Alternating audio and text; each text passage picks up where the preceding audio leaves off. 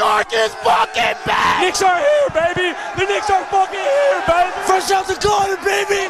We're taking it all the way! We had De Blasio, we had Cuomo, it was rough shit, but we have the Knicks! The New York Knicks run New York City! Now, I'm going to be as unbiased as possible on this one, but yes, the Knicks are back. Now, in case you didn't know, I am a lifelong New York Knicks fan, and the amount of heartbreak and disappointment I've been through with this team in my fairly short life is pretty insane. The one thing I've learned with this team is to not get too excited too early in the season, because you're only going to set yourself up for a letdown later on.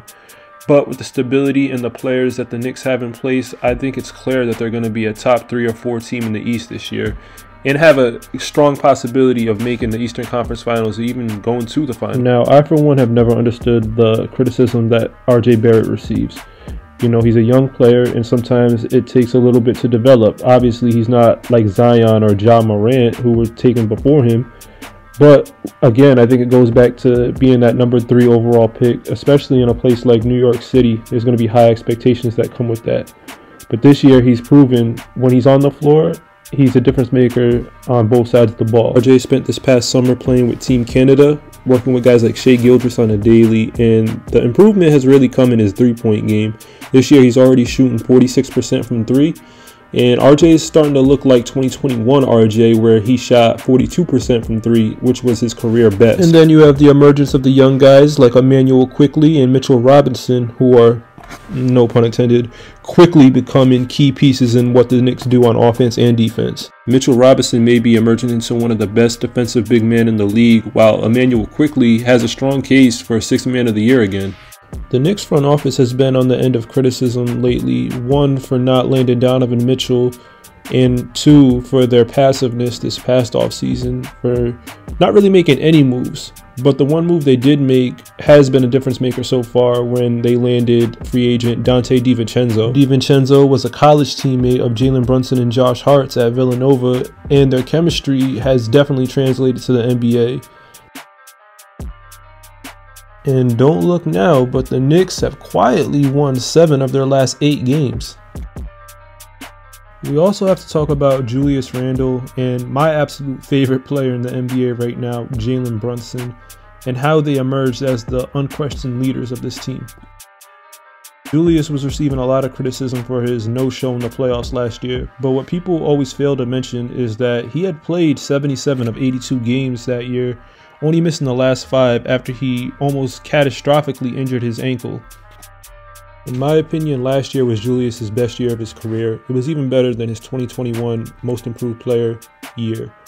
He absolutely returned to form, making the All-NBA 3rd team and making a return to the All-Star game.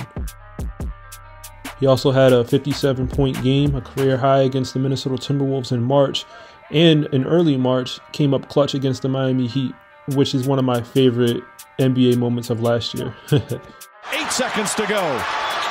Randle on the drive, stripped by Butler. Randle gets it back. Randle puts up a 3. Bang! Bang! Randle knocks down the 3 with 7/10 of a second remaining. Randle stumbling, bumbling.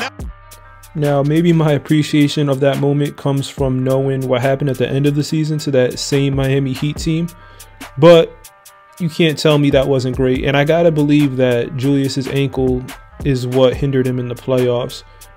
He eventually had off-season surgery on that ankle, and after a few shaky games to start this season, he's looking like he's back to his old self again.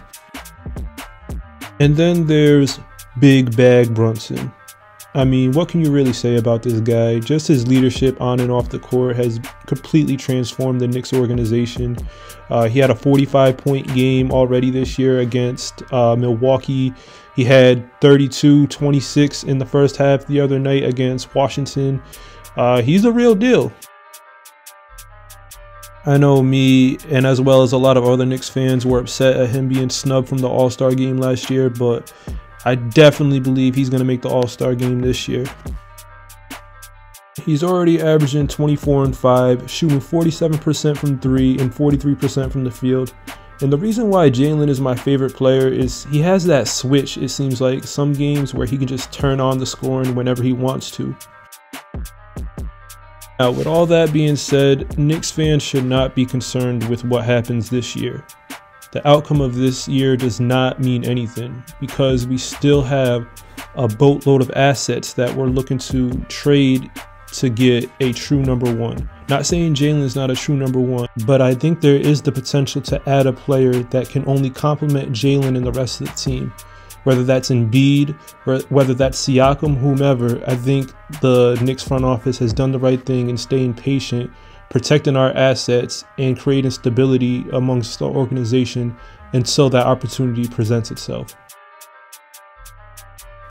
Knicks Nation, trust me, I know it's been a long time since we had something to cheer for. Trust me, I know. I remember exactly where I was when Melo hit those 2 buzzer beater shots against the Bulls. I remember exactly where I was on that cold, chilly February night when Jeremy Lin torched Kobe and the Lakers. I remember. But this team is headed in the right direction. This team is on the right track.